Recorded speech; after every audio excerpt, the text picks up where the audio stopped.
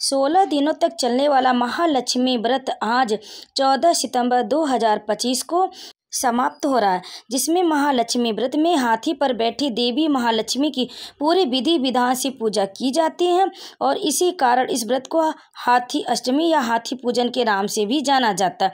यह व्रत महालक्ष्मी का शुभ फल देने वाला होता है। इस बार महालक्ष्मी व्रत 31 अगस्त से शुरू हो चुका था और जो 14 सितंबर तक चलने वाला है, जो कि आज ख़त्म हो रहा है। इसीलिए 14 सितंबर को महालक्ष्मी व्रत का उद्यापन किया जाएगा। तो इस दौरान आप महालक्ष्मी की इस व्रत कथा का श्रवण अंत तक अवश्य कर ले, ताकि आपको धन की प्राप्ति हो और आपके संतान सुखी और स्वस्थ रहें और आपका सुख सौभाग्य हमेशा बना रहे, आपकी समस्त मनोकामना पूर्ण हो। माँ लक्ष्मी जिस पर अपनी कृपा बरसाती हैं उसका हर कार्य सिद्ध होता है। तो भक्तों, चलिए सुनते हैं महालक्ष्मी व्रत की कथा। महालक्ष्मी व्रत की कथा के अनुसार एक गांव में एक गरीब ब्राह्मण रहता था। वह ब्राह्मण भगवान विष्णु का बहुत बड़ा भक्त था और वह रोजाना भगवान विष्णु की सच्चे मन से और श्रद्धा पूर्वक पूजा करता था। गरीब ब्राह्मण की भक्ति से प्रसन्न होकर भगवान विष्णु ने उसे दर्शन दिए और वरदान मांगने को कहा। उस ब्राह्मण ने लक्ष्मी जी को अपने घर में निवास करने की इच्छा जाहिर की। भगवान विष्णु ने उसे बताया कि मंदिर के सामने एक स्त्री उपले थापने आती है, तुम उसे अपने घर आने का निमंत्रण दो। वह स्त्री लक्ष्मी जी है, जो उनके घर आने से तुम्हारा घर धन धान से भर जाएगा। भगवान विष्णु की बात मानकर ब्राह्मण ने मंदिर के सामने बैठ गया। कुछ देर बाद माँ लक्ष्मी उपले थापने आई। उस ब्राह्मण ने लक्ष्मी जी से अपने घर आने का निवेदन किया। लक्ष्मी जी समझ गई कि यह सब विष्णु जी ने ही कहा है।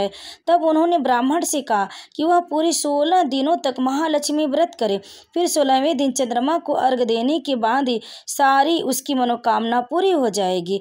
गरीब ब्राह्मण ने लक्ष्मी जी की बात मानकर 16 दिनों तक विधि विधान से महालक्ष्मी व्रत किया और उनका पूजन किया। फिर 16वें दिन उसने चंद्रमा को अर्घ दिया और अपनी मनोकामना मांगी। महालक्ष्मी व्रत के कारण लक्ष्मी जी ने उसकी मनोकामना पूरी की और उसका घर धन धान्य से भर गया। तो प्रेम से बोलिए महालक्ष्मी जी की जय। अब आइए जान लेते हैं महालक्ष्मी व्रत की संपूर्ण पूजा विधि क्या होती है, उद्यापन कैसे किया जाता है। महालक्ष्मी व्रत के लिए सबसे पहले सुबह जल्दी उठकर स्नान करें और साफ कपड़े पहनें। इसके बाद माता लक्ष्मी का ध्यान करते हुए इस व्रत को विधि विधान से करने का संकल्प लें और प्रार्थना करें कि यह व्रत उनकी आशीर्वाद के बगैर किसी बाधा के पूर्ण हो। इसके बाद माँ लक्ष्मी जी की मूर्ति या फिर उनका चित्र घर के ईशान कोण में स्थापित करें और करते समय चौकी या मेज पर पीले रंग का आसन बिछाएं और उसी पर मूर्ति को स्थापित कर दें। इसके बाद माता की प्रतिमा को गंगा जल से स्नान करें। इसके बाद प्रतिमा पर होली, चंदन, केसर, हल्दी आदि से तिलक करें। इसके बाद माता लक्ष्मी को फल फूल, मिष्ठान, पान, सुपारी, इलायची, लौंग, नारियल आदि अर्पित करें।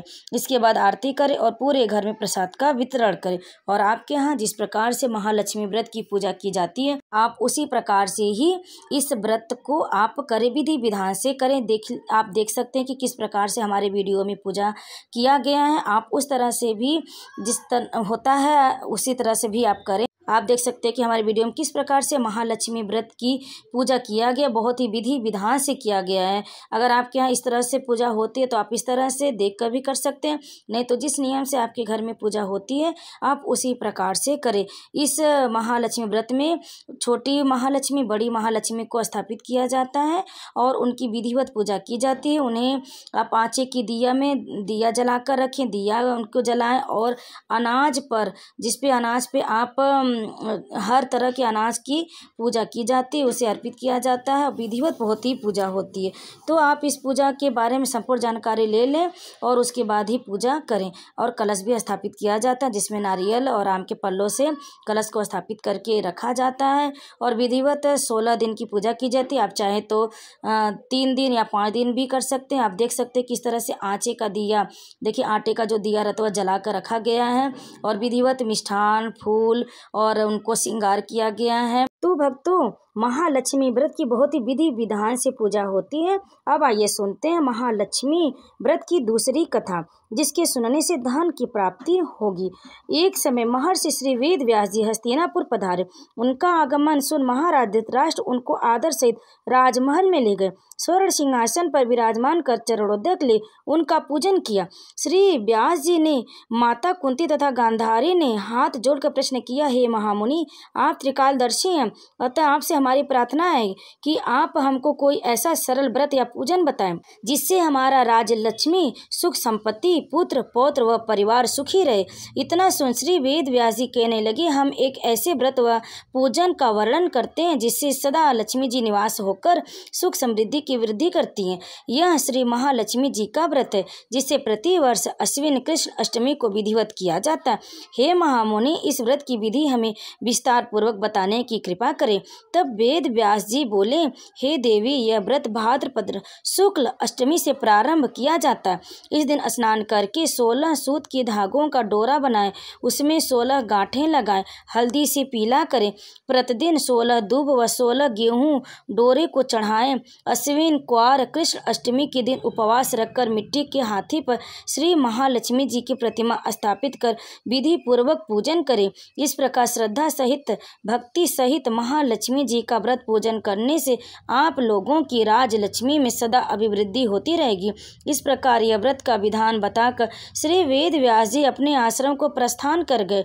इधर समयानुसार भाद्रपद शुक्ल अष्टमी से गांधारी तथा कुंती अपने अपने महलों में नगर की स्त्रियों सहित व्रत का आरंभ करने लगी। इस प्रकार 16 दिन बीत गए। 16वें दिन अश्विन कृष्ण अष्टमी के दिन गांधारी ने नगर की सभी प्रतिष्ठित महिलाओं को पूजन के लिए अपने महल में बुलवा लिया। माता कुंती के यहाँ कोई भी महिला पूजन के लिए नहीं आई। साथ ही माता कुंती को भी गांधारी ने नहीं बुलाया। ऐसा करने से माता कुंती ने अपना बड़ा अपमान समझा। उन्होंने पूजन की कोई तैयारी नहीं की एवं उदास होकर बैठ गए। जब पांचों पांडव युधिष्ठिर, अर्जुन, भीम, नकुल और सहदेव महल में आए तो कुंती को उदास देखकर पूछा, हे माता, आप इस प्रकार उदास क्यों हैं? आपने पूजन की तैयारी क्यों नहीं की?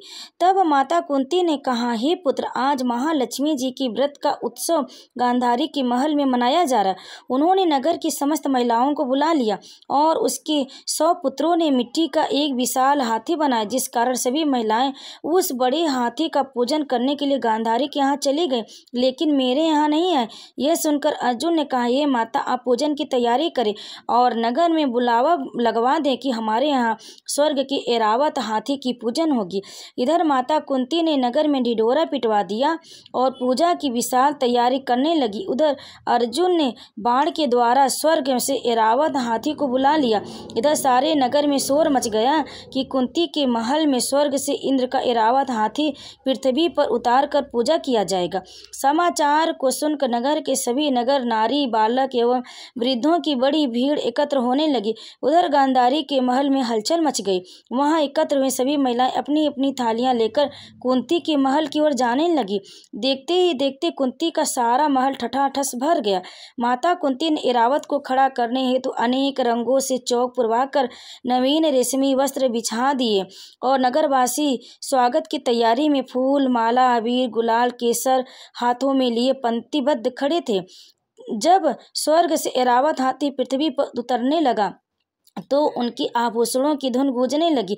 ऐरावत के दर्शन होते ही जय जयकार के नारे लगने लगे। सायंकाल के समय इंद्र का भेजा हुआ हाथी ऐरावत माता कुंती के भवन के चौक में उतर आया। तब सब नर नारियों ने पुष्पमाला, अबीर, गुलाल, केसर आदि सुगंधित पदार्थ चढ़ाकर उनका स्वागत किया। राज्य पुरोहित द्वारा ऐरावत पर महालक्ष्मी जी की मूर्ति स्थापित करके वेद मंत्रोच्चारण द्वारा पूजन किया गया। नगरवासियों ने भी महालक्ष्मी पूजन किया। फिर अनेक प्रकार के पकवान लेकर ऐरावत को खिलाए और यमुना का जल उसे पिलाया गया। राज पुरोहित द्वारा स्वास्तिक वाचन करके महिलाओं द्वारा महालक्ष्मी का पूजन कराया गया। 16 गांठों वाला डोरा लक्ष्मी जी को चढ़ाकर अपने अपने हाथों में बांध लिया। ब्राह्मणों को भोजन कराया गया। दक्षिणा के रूप में स्वर्ण आभूषण, वस्त्र आदि दिया गया।